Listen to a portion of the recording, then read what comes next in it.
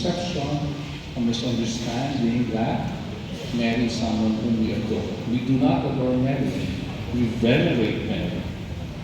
And we say, therefore Mary is human, she's not God. But Mary is the mother of Jesus, who is both God and human.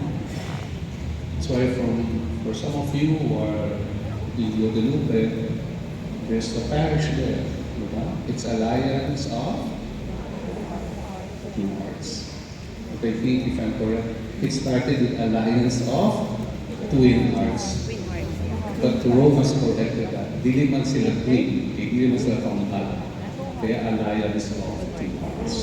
I mean, these are very basic, no? But sometimes I say, of course, if you're a good, holy, and loving person, di pa naman ang Ginoo sa atin. Pero I think, for us, we have some cognitive, we want to understand our Catholic faith.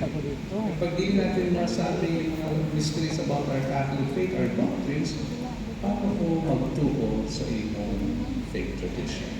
So I think, even those basic things, you are able to impart to the people entrusted to you.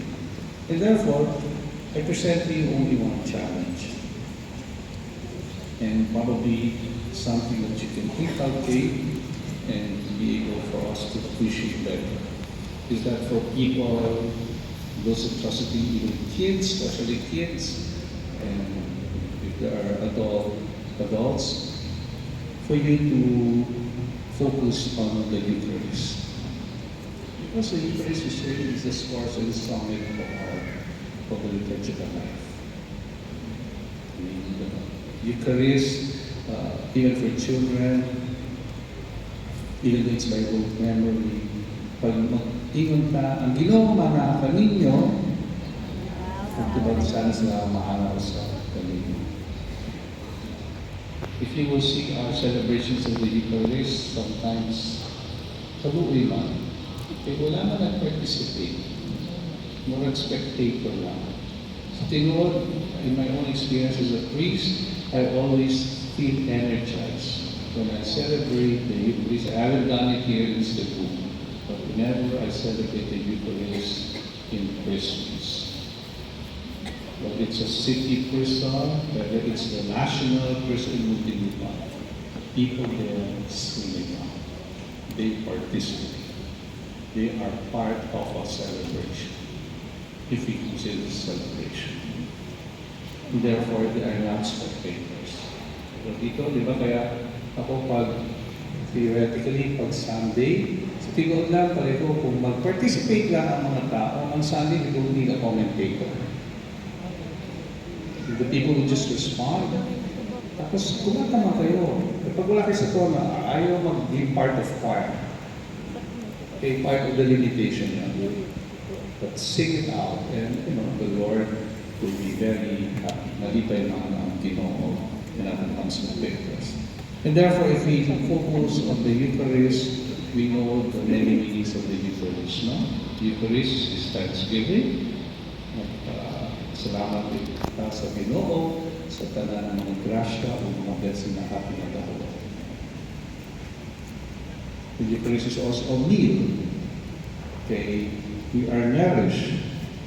We are nourished by the Word of God, and we are nourished when we receive Holy Communion. It is also a sacrifice. Kaya nahinduman nato kung anong Ginoo ng sakripisyo aron sa iyong paggugma nato. So, this Paschal mystery, we recall the greatest mystery, the suffering, death, and resurrection of Jesus, which we, as followers and friends of Jesus, will hopefully experience. And finally, we recall that the Eucharist is real presence of Jesus. The bread and the wine truly become the body and blood of Christ. And to a certain extent, we are what we receive. We are kung nagmadawat nato ang ating Ginoo, ang Ginoo maging present sa ating kinabuhi, At di naman palaging masaya na ang mga pagsubok. But somehow we are resolved that we do not have to face it all by ourselves. So that is something that I suggest we try to emphasize, to share in our desire to share Jesus to those entrusted to us.